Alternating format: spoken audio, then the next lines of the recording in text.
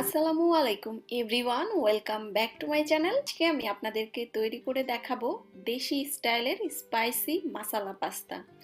একদমই ঘরে থাকা খুবই সাধারণ কিছু উপকরণ দিয়ে তৈরি করা হয়, তৈরি করতেও সময় লাগে খুবই কম, বাট এটা খেতে কিন্তু অনেক মজার হয়ে থাকে। আশা করছি আপনাদের কাছে আমার আজকের ভিডিওটা ভালো লাগবে। ভালো লাগলে অবশ্যই ভিডিওটিতে একটা লাইক দিবেন এবং চ্যানেলটি সাবস্ক্রাইব করে পাশেই থাকবেন। তো চলুন দেখে নেওয়া যাক কিভাবে তৈরি করতে হয়। প্রথমে আমি পাস্তাটা সিদ্ধ করে নিব। এর জন্য চুলা একটা হাঁড়িতে আমি বেশ কিছুটা পানি গরম করে নিয়েছি। এবার এর মধ্যে দিয়ে দিচ্ছি মেজারমেন্ট কাপের 2 কাপ পরিমাণ পাস্তা। আপনারা এখানে যে কোনো ধরনের পাস্তাই ব্যবহার করতে পারবেন। পাস্তার জন্য আধা চা চামচ পরিমাণ লবণ দিয়ে দিলাম এবং সব কিছু একসঙ্গে ভালোভাবে একটু মিশিয়ে নিচ্ছি। গরম পানিতে পাস্তা দিলে সাথে সাথে একটু মিশিয়ে নেবেন, তা না হলে কিন্তু আবার দলা পাকিয়ে যায়। এবার পাস্তাগুলো আমি মাঝারি আঁচে সিদ্ধ করে নিব। প্রত্যেকটা ব্র্যান্ডের পাস্তার গায়ে কিন্তু ইনস্ট্রাকশন দেওয়া থাকে যে পাস্তাগুলো কত মিনিট সিদ্ধ করতে হবে, তো সেটা দেখে আপনারা সিদ্ধ করে নেবেন। আমি এই পাস্তাগুলোকে 10 মিনিটের মতো সিদ্ধ করে নিয়েছি এবং আমার পাস্তাগুলো সিদ্ধ হয়ে গিয়েছে। এবার আমি চুলা থেকে নামিয়ে নিব। পাস্তাগুলোকে অতিরিক্ত নরম করে সিদ্ধ করবেন না। তো আমি সবটুকু পাস্তা তুলে নিচ্ছি। পাস্তাগুলো তুলে নেওয়ার পরে ওই একই হাঁড়িতে আমি দিয়ে দিচ্ছি 1 টেবিল চামচ পরিমাণ রান্নার রেগুলার তেল। তেলটা গরম হয়ে যাওয়ার পরে এর মধ্যে আমি দিয়ে দিচ্ছি 2টো ডিম। আর ডিমের জন্য এখানে আমি একদম সামান্য একটু লবণ দিয়ে দিচ্ছি। এবার ডিম দুটোকে আমি স্ক্রাম্বল করে নিব বা ভেঙে নিব।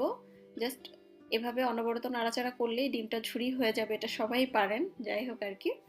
তো ডিমটা এরকম হালকা একটু ঝুরি করে ভাজা ভাজা করে নিয়ে আমি তুলে নিচ্ছি। ডিম তুলে নিয়ে একটা সাইডে রেখে দিচ্ছি। এবার ওই একই হাঁড়িতে আমি আবারও দিয়ে দিচ্ছি 2 টেবিল চামচ পরিমাণ রান্নার রেগুলার তেল। তেলটা গরম হয়ে যাওয়ার পরে এর মধ্যে আমি দিয়ে দিচ্ছি 1 টেবিল চামচ পরিমাণ রসুন কুচি। এবার রসুন কুচিটা তেলের মধ্যে হালকা একটু লালচে হয়ে যাওয়া পর্যন্ত ভেজে নিচ্ছি। রসুন কুচিটা ভেজে নেওয়ার পরে এবার এর মধ্যে আমি দিয়ে দিচ্ছি আধা কাপ পরিমাণ পেঁয়াজ কুচি। এবার পেঁয়াজটাকেও হালকা একটু সফট হয়ে যাওয়া পর্যন্ত ভেজে নিব। পেঁয়াজটা ভেজে নেওয়ার পরে এবার এর মধ্যে আমি দিয়ে দিচ্ছি 1 চা চামচ পরিমাণ লাল মরিচের গুঁড়া আর দিচ্ছি আধা চা চামচ পরিমাণ জিরার গুঁড়া। আজকের পাস্তাটা একদমই দেশি স্টাইলের দেশি মশলা দিয়ে তৈরি করছি, এই জন্যই জিরার গুঁড়াটা ব্যবহার করলাম। তবে কেউ করতে না চাইলে না দিলেও হবে। হালকা একটু মশলাটা ভেজে নেওয়ার পরে এর মধ্যে আমি দিয়ে দিচ্ছি একটা বড় সাইজের পাকা টমেটো। চেষ্টা করবেন টমেটোটা একটু পাকা এবং লাল দেখে নেওয়ার জন্য, এতে করে কালারটা খুব ভালো আসে। টমেটোটা ভালোভাবে মশলার সঙ্গে একটু মিশিয়ে নেওয়ার পরে এই মশলার জন্য যতটুকু লবণ দরকার অতটুকু লবণ দিয়ে দিচ্ছি।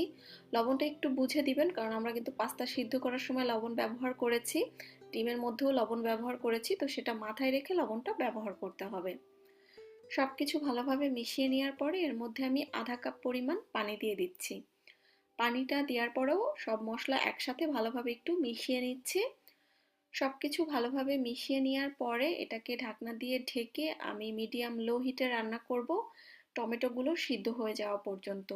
এবং টমেটোগুলো একদম সিদ্ধ হয়ে নরম হয়ে যাওয়া পর্যন্ত মূলত রান্নাটা করতে হবে। তো বেশ কিছুক্ষণ পরে আমি ঢাকনাটা খুলে নিলাম এবং অলরেডি কিন্তু টমেটোটা গলে গিয়েছে এবং টমেটোটা এভাবে একটু ভেঙে ভেঙে দিবেন, যাতে করে টমেটোটা খুব ভালোভাবে গ্রেভির সাথে মিশে যায়।